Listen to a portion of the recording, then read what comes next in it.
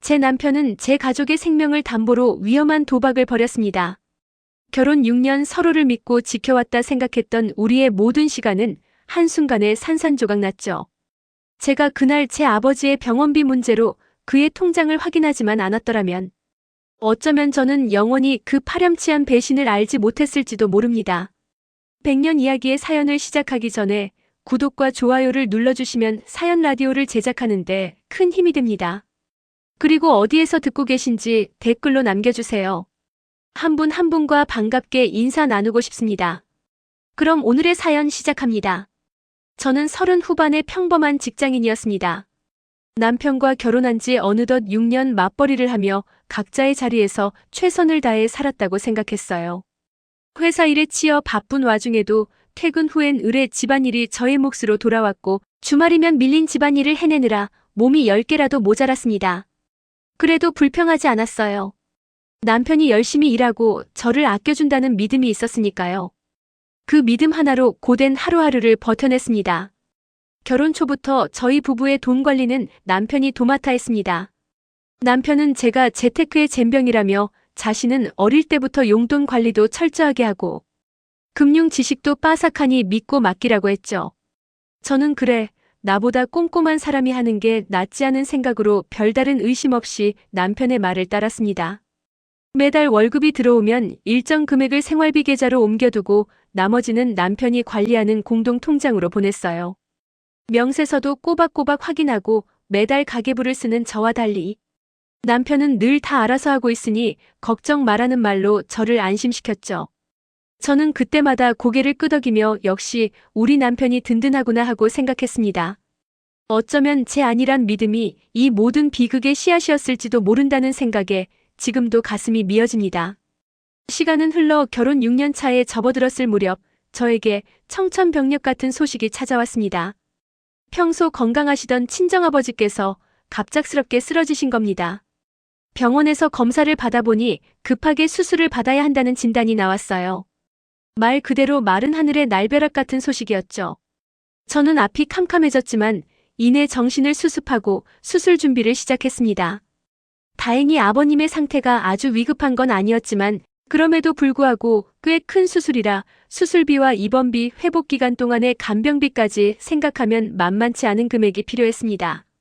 저는 남편에게 이 소식을 전하며 그동안 혹시 모를 비상 상황에 대비해 모아둔 공동 비상금을 사용하자고 제안했습니다. 물론 저도 따로 비상금을 모으는 통장이 있었지만 남편이 관리하는 공동 통장에도 분명히 상당한 금액이 비상금 명목으로 있을 거라 생각했거든요. 저는 남편이 저보다 훨씬 더 알뜰하게 돈을 모았을 거라는 절대적인 믿음이 있었어요. 하지만 남편의 입에서 나온 대답은 저의 기대를 완전히 부채습니다. 제가 친정아버지의 수술비 이야기를 꺼내자 남편은 잠시 머뭇거리더니 곤란하다는 듯 한숨을 내쉬며 이렇게 말하는 겁니다. 여보. 지금은 현금이 좀 빠듯해. 요즘 투자할 곳이 생겨서 돈을 좀 묶어놨거든.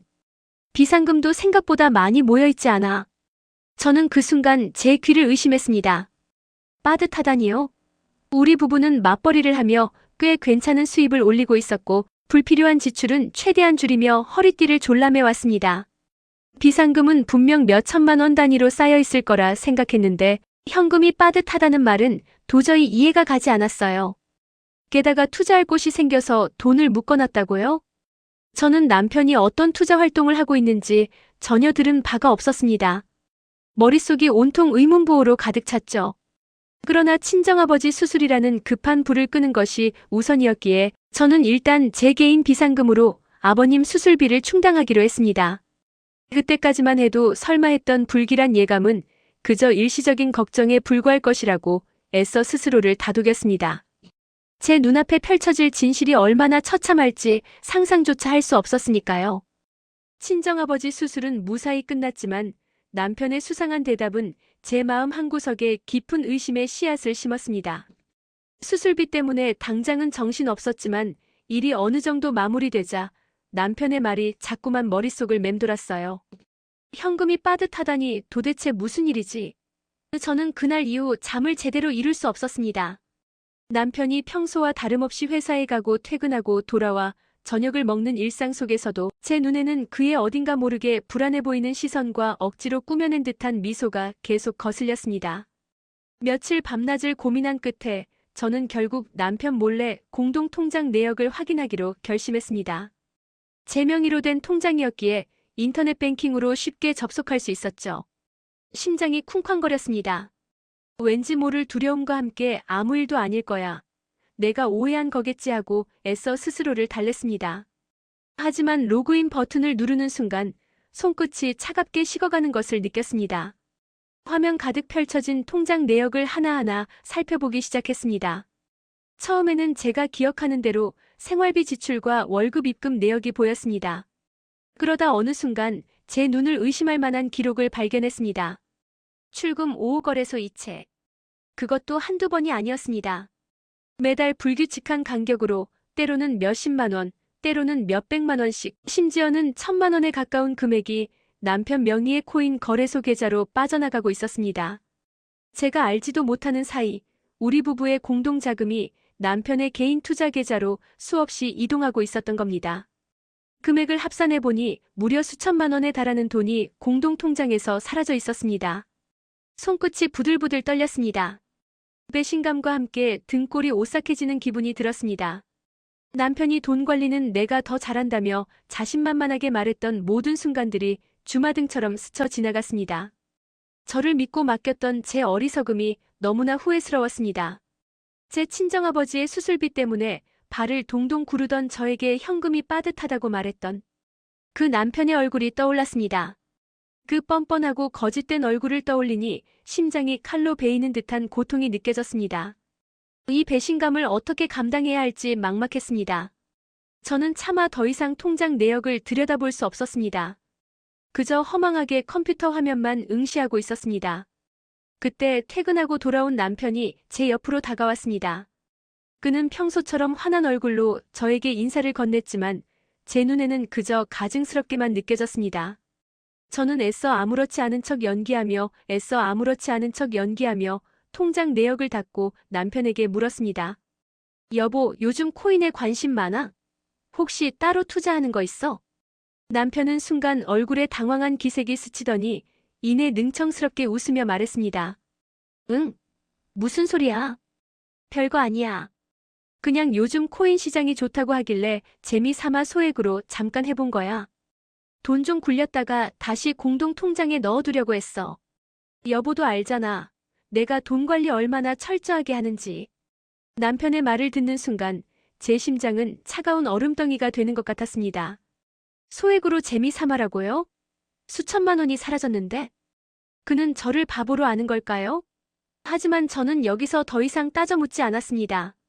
지금 당장 화를 내봤자 어떤 변명만 늘어놓을지 뻔했으니까요. 일단은 상황을 더 정확히 파악해야겠다는 생각에 애써 감정을 억눌렀습니다. 그리고 며칠 뒤 저는 다시 한번 충격적인 이야기를 듣게 됩니다. 저녁 식사를 하던 중 남편은 대수롭지 않게 말했습니다. 아, 참. 이번에 누나가 결혼하잖아. 우리 부부가 체면상 좀 크게 해줘야 하지 않겠어? 그래도 우리 집안에서 처음 가는 누나 결혼인데 우리가 좀 많이 보태줘야지. 저는 순간 입에 있던 밥을 뱉을 뻔했습니다. 친정아버지 수술비 때문에 발을 동동 구르던 저에게 현금이 빠듯하다고 말했던 사람이 이제 와서는 자신의 누나 결혼식에 체면상 크게 돈을 보태야 한다고요? 도대체 그의 머릿속에는 무엇이 들어있는 걸까요? 제 가족은 안중에도 없고 오로지 자신의 체면과 누나의 결혼식에만 관심이 있는 듯 했습니다. 저는 그 순간 제 남편이 어떤 사람인지 그의 가치관이 어디에 뿌리내리고 있는지 똑똑히 깨달았습니다. 가슴 깊은 곳에서부터 차오르는 분노와 허탈감에 몸이 떨렸습니다.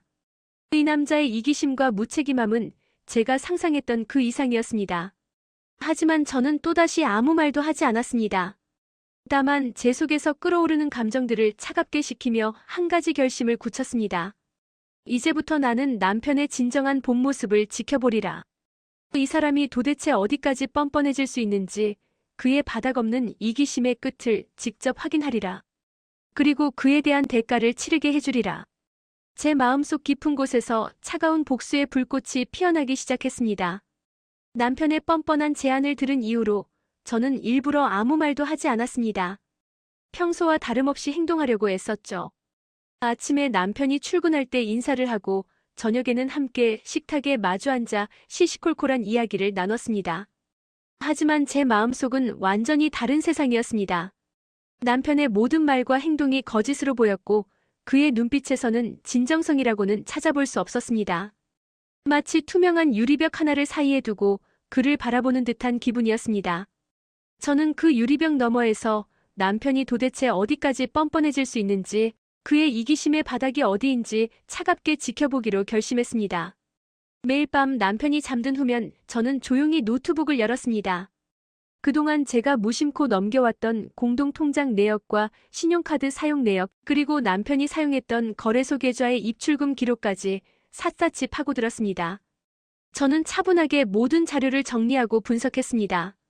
남편이 공동자금을 빼돌려 투자한 시점, 손실이 발생한 시점, 그리고 그가 저에게 현금이 빠듯하다고 말했던 시점을 꼼꼼히 대조했습니다. 자료를 정리할수록 남편의 기만적인 행동들이 더욱 선명하게 드러났고 저를 향한 그의 배신감은 더욱 커져갔습니다. 수천만 원에 달하는 돈이 공동자산에서 감쪽같이 사라졌고 그 돈은 고스란히 남편의 코인 투자 실패로 증발해버린 상황이었습니다. 더욱 기가 막힌 것은 손실이 발생했음에도 불구하고 그는 끊임없이 공동자금으로 투자를 이어나갔다는 사실이었습니다. 마치 잃어버린 돈을 되찾기 위해 도박에 빠진 사람처럼 말이죠. 그 와중에도 남편은 시누이의 결혼식 이야기를 잊지 않고 틈만 나면 꺼냈습니다. 누나가 결혼 준비하면서 이것저것 많이 힘들다고 하더라. 우리가 그래도 가족인데 좀 도와줘야지. 다른 친척들도 누나한테 용돈 좀 두둑이 주라고 하던데 우리는 가족이니까 더 잘해야 해. 그의 말 한마디 한마디는 제 가슴을 후벼 팠습니다. 제 아버지의 수술비는 뒷전이고 자신의 누나 결혼식에 체면을 세우겠다며 거액을 지불하려 하는 남편의 모습에서 저는 더 이상 사랑이나 존중을 찾아볼 수 없었습니다. 그저 자기중심적이고 이기적인 한 인간의 민낯을 보았을 뿐입니다. 저는 속으로 비웃었습니다. 어디까지 가나 보자. 내 뻔뻔함의 끝을 내가 직접 확인해주겠어. 그리고 며칠 뒤 남편은 결정적인 한마디를 내뱉었습니다. 그날 저녁 식사를 마치고 거실에서 TV를 보던 중 남편은 아무렇지도 않은 듯 태연한 목소리로 저에게 말했습니다. 여보, 우리 누나한테 축의금 1,000만 원 정도는 해야 하지 않겠어? 그래도 우리가 집안의 기둥인데 그 정도는 해야 사람들한테 욕 안 먹지. 1,000만 원. 친정아버지 수술비 때문에 발을 동동 구르던 저에게 남편이 말했던 빠듯한 현금과는 너무나도 동떨어진 금액이었습니다. 그 말을 듣는 순간 제 심장에는 차가운 얼음 송곳이 박히는 듯 했습니다. 머릿속이 새하얗게 변하면서 그 어떤 감정도 느껴지지 않았습니다. 그저 이 사람이 드디어 본색을 드러내는구나 하는 냉정한 확신만이 저를 지배했습니다. 저는 그 순간 확신했습니다. 이 사람은 미안함도 죄책감도 없다는 걸. 저에게 거짓말을 하고 공동자산을 함부로 유용하여 손실을 입혔을 뿐만 아니라 제 아버지가 위급한 상황에서도 자신의 가족에게는 아낌없이 돈을 쓰려 한다는 사실. 이 모든 것이 그에게는 전혀 문제가 되지 않는다는 것을 깨달았습니다. 제 가족의 고통은 안중에도 없고 오로지 자신의 체면과 가족이라는 명분으로 저를 또다시 기만하려 드는 그의 모습은 저에게 깊은 절망감을 안겨주었습니다. 동시에 그 절망감은 차가운 복수심으로 변해 제 마음속을 가득 채웠습니다. 저는 그날 밤 남편 몰래 친정엄마에게 전화를 걸어 아버지 수술 후 상태와 앞으로의 간병 계획에 대해 상세히 논의했습니다. 그리고 다음 날부터는 변호사를 찾아가 이혼 상담을 받기 시작했습니다. 남편의 공동자금 무단 유용과 투자 손실에 대한 모든 증거 자료를 준비했고 저에게 유리한 방향으로 이혼 소송을 진행하기 위한 치밀한 계획을 세웠습니다. 제 마음속에서는 더 이상 사랑이나 미련 같은 감정은 남아있지 않았습니다. 오직 차갑고 냉정한 이성과 이 모든 상황에 대한 정당한 대가를 치르게 해주겠다는 강한 의지만이 저를 이끌었습니다. 신우의 결혼식은 이제 그 모든 계획의 시작을 알리는 무대가 될 것이었습니다. 드디어 신우이의 결혼식 당일이 밝았습니다. 저는 잠 한숨 자지 못했습니다. 마음이 불안해서가 아니었습니다. 오히려 제가 계획한 모든 것이 완벽하게 실행될 것이라는 차가운 확신 때문에 더욱 또렷한 정신을 유지할 수 있었습니다. 결혼식 준비로 분주한 아침, 남편은 들뜬 얼굴로 저에게 다가왔습니다. 여보, 축의금 봉투는 잘 챙겼지?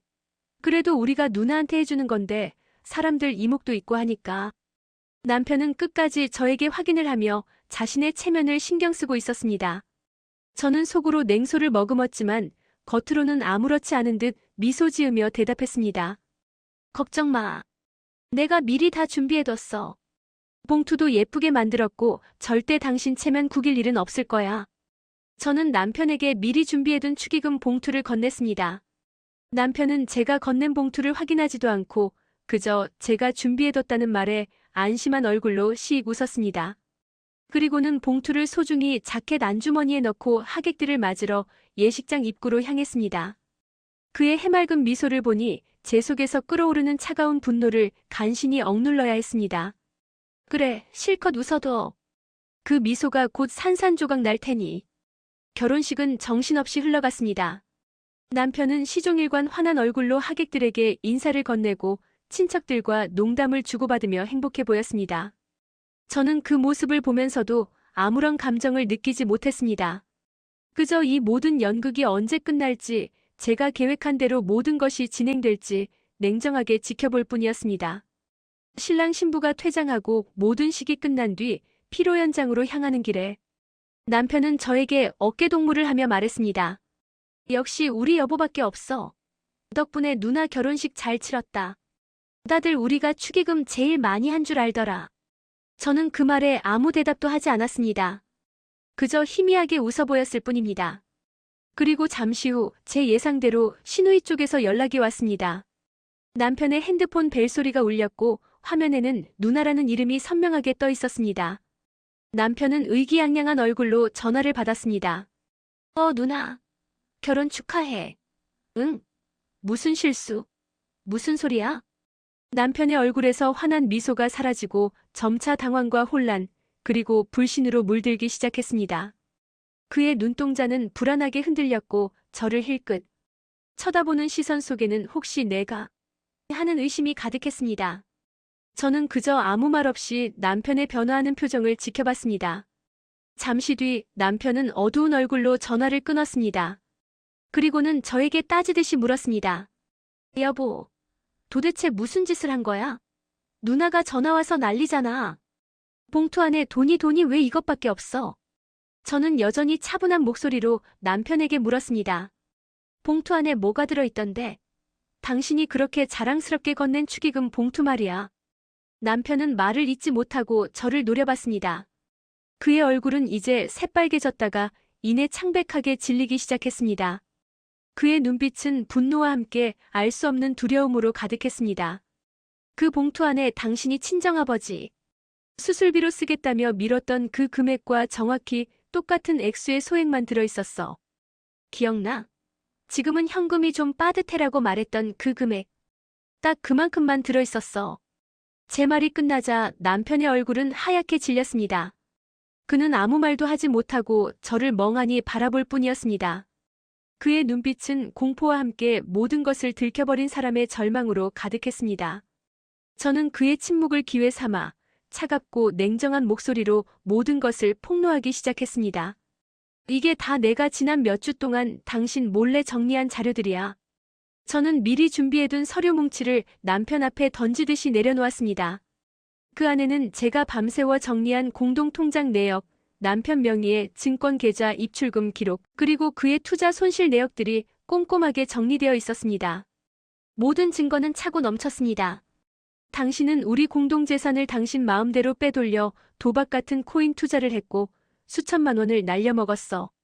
그것도 모자라 제 친정아버지가 아파서 수술을 앞두고 있는데 당신은 현금이 빠듯하다는 거짓말로 나를 기만했지. 그리고는 자신의 누나 결혼식에 체면을 세우겠다며 1,000만 원이라는 거금을 요구했어. 제 말 한마디 한마디가 남편의 심장을 꿰뚫는 칼날이 되어 박혔습니다. 그는 서류를 훑어보더니 더 이상 아무런 변명도 하지 못했습니다. 그의 얼굴은 땀으로 축축했고 입술은 바싹 말라 있었습니다. 그의 눈빛에서는 모든 것을 포기한 듯한 절망감이 역력했습니다. 저는 마지막으로 그에게 차가운 비수를 꽂았습니다. 당신이 내 가족의 돈으로 장난친 만큼 나도 당신 가족에게 똑같이 했어.